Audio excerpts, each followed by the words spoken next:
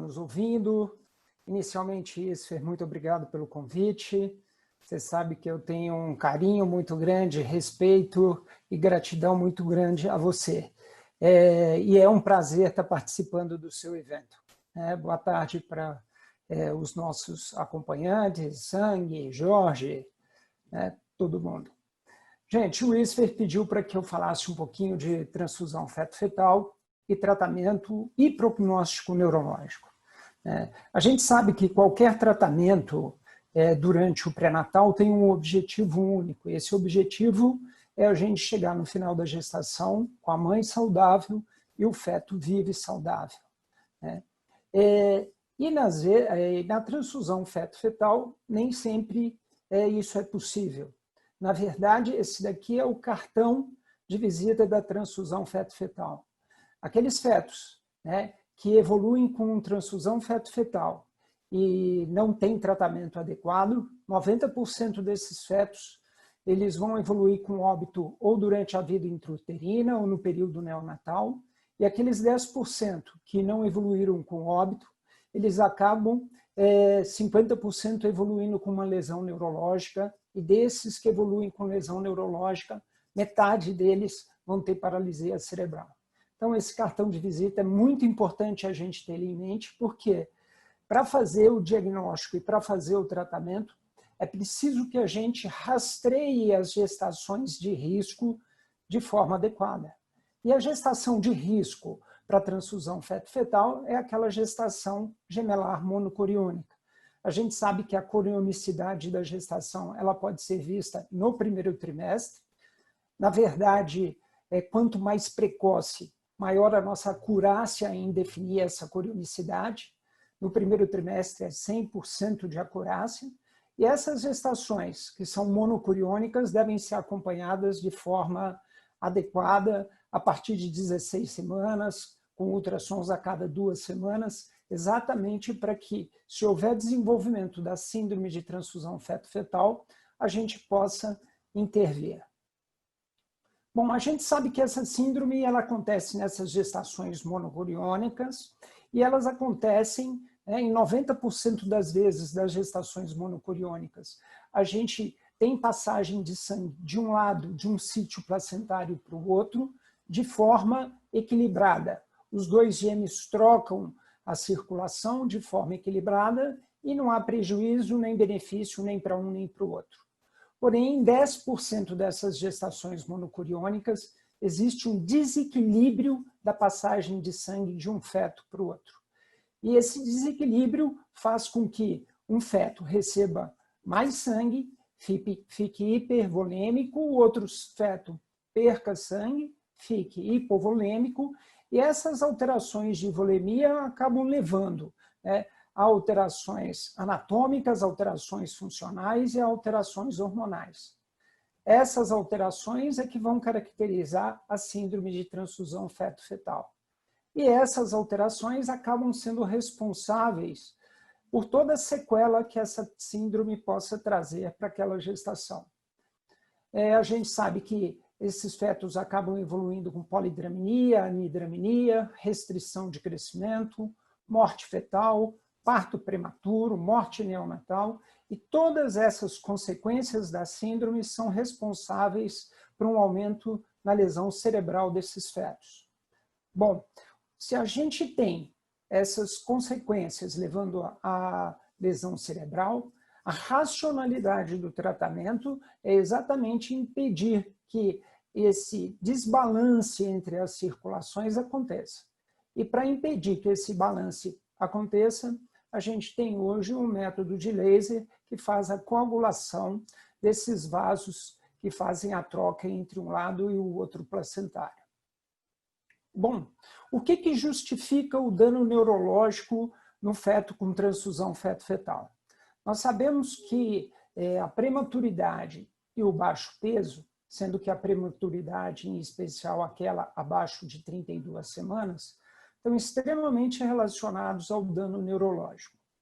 Por outro lado, a gente sabe que as gestações gemelares são gestações que evoluem com prematuridade com maior frequência, em especial aquela prematuridade menor que 32 semanas, que eu já falei, né, que é a prematuridade que causa um dano neurológico. Quando a gente faz a estratificação dessas gestações gemelares, a gente vê que as gestações, né, dicoriônicas possuem um risco maior de prematuridade do que as gestações simples, e as monocoriônicas, que estão escondidinhas aqui, elas possuem um risco ainda maior que as gestações dicoriônicas, né? Em torno de 10% das gestações monocoriônicas evoluem com parto prematuro antes de 32 semanas. A pergunta que se faz é a seguinte: será que esse dano neurológico que acontece nos fetos gemelares, ele está relacionado à prematuridade ou existe um outro fator que leva a esse dano? Vários trabalhos tentaram explicar e estudar esse fator, né? Muitos deles com resultados controversos, e essa controvérsia ela estava baseada exatamente porque os fatores de confundimento que levam ao dano neurológico, eles são muitos, mas de qualquer forma, quando a gente faz uma revisão sistemática, esses trabalhos falam o seguinte: olha, a gestação gemelar tem sim um risco maior de paralisia cerebral do que as gestações simples. Gestações dicoriônicas possuem um risco semelhante às gestações simples quando esses fetos são estratificados de acordo com a idade gestacional e de acordo com o peso. Isso significa que não há um risco maior para dano cerebral só pelo fato dessa gestação ser gemelar. Por outro lado, as gestações monocoriônicas possuem um risco de paralisia cerebral maior do que as gestações simples e um risco maior do que as gestações dicoriônicas, o que mostra para a gente que as gestações monocoriônicas elas possuem um fator intrínseco, além daquele da gemelaridade, que levam a esse dano neurológico. A próxima pergunta que se faz é o seguinte: e gestações monocoriônicas com transfusão? Elas possuem um risco maior de paralisia cerebral do que as gestações monocoriônicas sem transfusão? E o grupo de Leiden respondeu isso para a gente com um estudo muito bacana, comparando as gestações monocoriônicas com transfusão feto-fetal e as gestações monocoriônicas sem transfusão feto-fetal. E o que esse estudo mostrou para a gente? Número 1, as gestações monocoriônicas com transfusão, elas possuem um risco de lesão cerebral maior do que aquela população de gestações monocoriônicas sem transfusão feto-fetal. Mas o achado mais importante que esse estudo fez foi o seguinte: o tipo de lesão que acontece nas gestações com transfusão, eles são diferentes dos tipos de lesão que acontecem nas gestações monocoriônicas sem transfusão. Nas gestações com transfusão, 2/3 das lesões acontecem no período pré-natal, antes do nascimento. Enquanto nas gestações sem transfusão, 2/3 das lesões acontecem pós-natal. O que isso está falando para a gente? Que as gestações com transfusão têm um fator intrínseco que leva à lesão neurológica durante a gestação.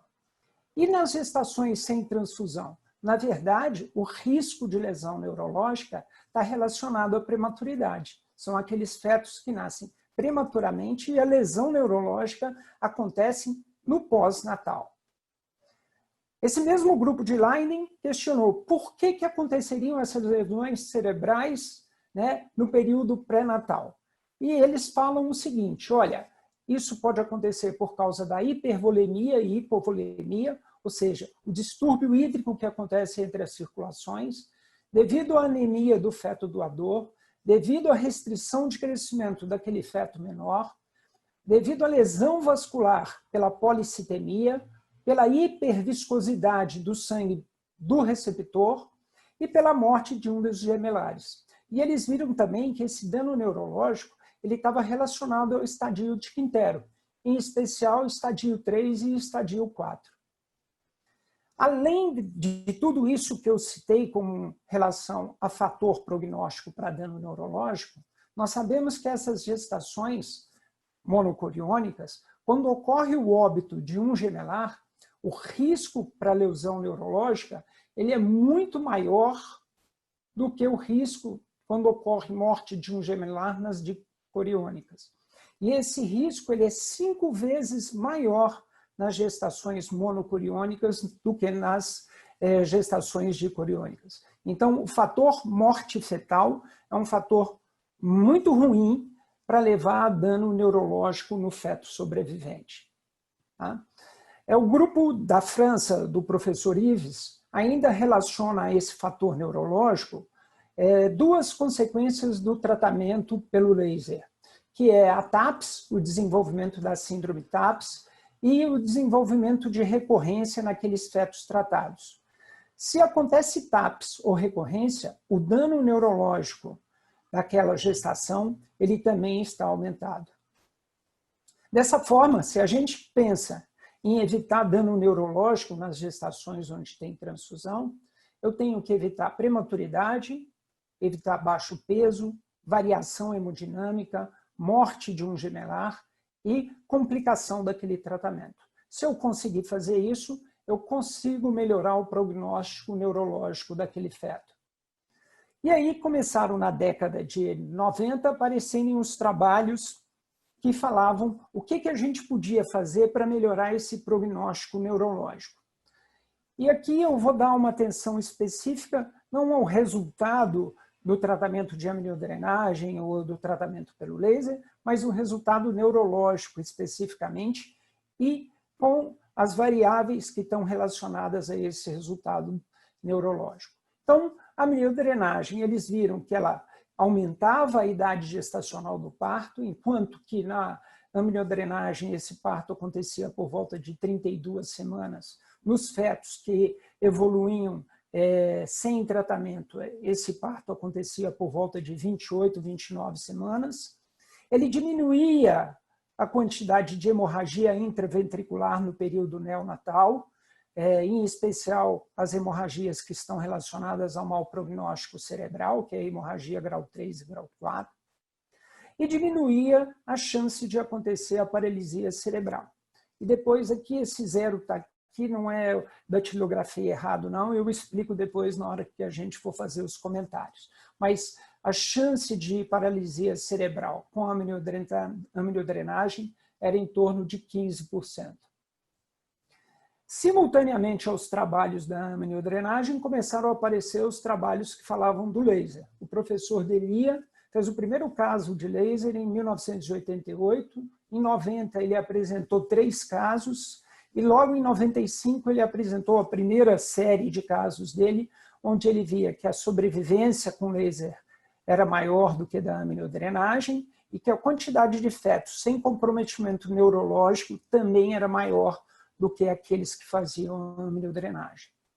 Em seguida, o Hatcher veio e publicou esse trabalho, que ele viu que, quando comparou laser e amniodrenagem, o peso dos fetos do laser era maior, a idade gestacional desses fetos era maior, e esses 2 fatores associados, eles diminuíam a quantidade de lesão cerebral. Enquanto na amniodrenagem a lesão cerebral acontecia em 18% dos fetos, no laser ele foi visto somente em 6% dos casos. Em seguida, nós tivemos a publicação do Eurofitos, que foi um estudo randomizado, além dele perceber que a idade gestacional dos fetos com laser era mais avançada, que o número de fetos vivos, tanto no período neonatal quanto pós-natal, era maior, ele viu também que o número de lesões cerebrais nos fetos que eram submetidos a laser era significativamente menor do que aqueles fetos que eram submetidos à amniodrenagem. Bem como, com a avaliação de 6 meses, os fetos com 6 meses tinham um prognóstico neurológico significativamente melhor do que os que eram submetidos à amniodrenagem. Essa melhora não é só uma melhora no período neonatal, tanto no período pós-nascimento quanto no pós-natal houve uma redução das lesões cerebrais. Isso mostra para a gente que o laser, além dele impedir as lesões neurológicas que acontecem por causa da prematuridade, ele impede também aquelas lesões neurológicas que acontecem no período pré-natal, impedindo todo aquele mecanismo que eu mostrei anteriormente para vocês.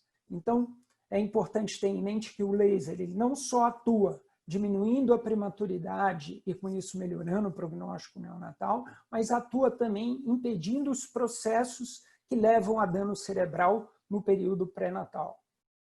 Esse daqui foi um trabalho muito interessante que o pessoal de Leiden fez, com acompanhamento já, né, daquelas crianças que tinham síndrome de transfusão feto-fetal com 2 anos de idade. Eles viram que o laser, quando comparado à amniodrenagem, era significativamente melhor, né? Mas mesmo fazendo laser, 18% dessas crianças com 2 anos tinham algum grau de lesão, e os fatores que aumentavam o risco de lesão, mesmo fazendo laser, era fazer o laser muito tardio, os estadios mais avançados de Quintero, a idade gestacional ao nascimento e o baixo peso. Esses 2 últimos, claro, relacionados à prematuridade. E uma outra coisa interessante é que eles acharam que o risco de comprometimento neurológico do receptor era o mesmo risco de desenvolvimento de problema neurológico do doador. Não houve diferença a favor de um ou a favor de outro. Tá? Logo depois da publicação do grupo do Eurofitos, a Cochrane, 10 anos depois, também fez a constatação de que o laser é melhor que a amniodrenagem, e aí eles avaliaram crianças com 6 anos de idade, tá? Viram que aquelas crianças que chegavam aos 6 anos, aquelas que fizeram laser, tinham uma qualidade neurológica muito melhor do que aquelas que fizeram a amniodrenagem. Esse foi um trabalho interessante do grupo da França, que mostrou o seguinte: uma diferença muito grande nos fetos, né, que submeteram ao laser contra os que submeteram à amniodrenagem. Ele avaliou com 6 anos de idade, e o que ele viu de interessante aqui foi o seguinte: olha, a maioria dos problemas neurológicos eles aconteceram no período pré ou pós-natal imediato. Depois que os fetos saíam do período neonatal, o grau de lesão neurológica desses fetos estava estabilizado. E sempre com melhor prognóstico quando se falava em termos de laser. Tá? Aqui também é um trabalho interessante que foi publicado pelo pessoal de Leiden. E eles fizeram o seguinte: eles pegaram as gestações monocoriônicas e acompanharam essas gestações desde o primeiro trimestre até 6 anos de idade. E colocaram tudo como gestação monocoriônica, e o que eles viram foi o seguinte: nas gestações monocoriônicas, a idade gestacional média de nascimento era de 35 semanas. Quando essas gestações evoluíam com síndrome de transfusão feto-fetal, que aconteceu em 10% delas, a idade gestacional foi de 34 semanas, desde que eles fizessem o tratamento. O peso médio desses recém-nascidos foi de 2.200, e nas gestações monocoriônicas, 2 fetos vivos aconteceu em 90%, os 2 mortos em 6% e um feto vivo somente em 4%. Então, mostrando aqui o prognóstico das gestações monocoriônicas desde o primeiro trimestre. Então, eu achei interessante esses dados, porque quando eu sento com a minha paciente, que eu estou fazendo um aconselhamento no primeiro trimestre, são esses dados que eu tenho que mostrar para ela quando eu estou falando de uma gestação monocoriônica. Um outro achado interessante foi quando ele cruzou os dados de monocoriônica e com transfusão feto-fetal. Claro, a mortalidade foi maior no grupo de transfusão, o risco neurológico foi maior no grupo de transfusão, sendo que a transfusão feto-fetal aumentou esse risco neurológico em 7 vezes. Um outro achado muito interessante foi o seguinte: olha, a lesão neurológica diagnosticada no ultrassom no período neonatal nem sempre significa déficit neurológico futuro. Então, ele viu que daqueles fetos que tinham lesão ultrassonográfica no período neonatal, 38% deles evoluíram com lesão neurológica e déficit neurológico. Aqueles fetos que não tinham lesão nenhuma ultrassonográfica no pré-natal, tá? Eles evoluíram com 8% de risco de lesão neurológica, 8% de lesão neurológica. E aqueles fetos, né, que evoluíram como uma gestação monocoriônica, sem complicação nenhuma, nasceram depois de 32 semanas, não tiveram complicação nenhuma, mesmo esses fetos, eles tinham um risco de 7% de lesão neurológica, mostrando que não é preciso acontecer a síndrome de transfusão para que você tenha um aumento de risco de lesão neurológica. E aí se pergunta, né? Fazendo laser, qual a melhor técnica? O Salomon, que veio em seguida, ou aquela técnica seletiva descrita na rotina? E o que os trabalhos viram foi o seguinte, do ponto de vista de prognóstico gestacional, o Salomon não tem dúvida nenhuma, ele tem 80% a menos de recorrência e 80% a menos de desenvolvimento de TAPS. Mas do ponto de vista neurológico, não houve diferença. Ou os trabalhos citam que eles não encontraram diferença significativa ainda, porque os trabalhos foram feitos para um poder de curto espaço de tempo de avaliação desses fetos. E como a gente está começando a avaliar mais longo, eles ainda não sabem se vão encontrar diferença ou não entre a técnica de Salomon ou a técnica seletiva. Esse daqui foi um trabalho feito pelo grupo de Leiden, com 2 anos de acompanhamento daqueles fetos que foram submetidos ao laser, e também eles não mostraram diferença significativa nenhuma do ponto de vista neurológico quando comparou as duas técnicas Salomon e seletiva. Bom, para finalizar, eu gostaria de deixar aqui essa informação que eu acho muito importante do ponto de vista de dano cerebral, né? Gestações simples têm um risco de dano cerebral de 0,1%, gestações gemelares dicoriônicas, 1%, monocoriônicas sem transfusão, em torno de 6%, monocoriônicas com transfusão, esse risco sobe para em torno de 14%, e, por fim, monocoriônicas com morte de um feto, esse risco é de 18%. Então, existe uma escalada no dano cerebral em relação à gemelaridade e à corionicidade. E, por fim, a importância de se fazer um diagnóstico precoce e o tratamento adequado, né? Se eu deixar essa gestação evoluir sem fazer nada, 90% de mortalidade, dos que sobrevivem, 50% com déficit neurológico e desses, 25% com lesão grave. Se eu faço a amniodrenagem, 60% de mortalidade, 20% de déficit neurológico e 10% de lesão grave. Se eu faço laser, a mortalidade cai mais ainda, o nível de lesão cerebral é em torno de 10% e o nível de lesão cerebral grave é em torno de 5%. Né? Mostrando aqui que existe uma progressão e que é claro, né, quando a gente fala em termos de amniodrenagem, não é para a gente pensar que a amniodrenagem não serve para nada. Quando comparado ao laser, né, é óbvio, se você tem condição de fazer o laser, esse é o tratamento de escolha, essa é a opção, mas entre não fazer nada e fazer a amniodrenagem, essa pode ser uma opção que vai melhorar do ponto de vista de mortalidade e qualidade de saúde mental para esses fetos. Isso, era mais ou menos isso. O restante eu acho que a gente debate. Obrigadinho, Marquinhos. Você e o Jader disputaram bastante.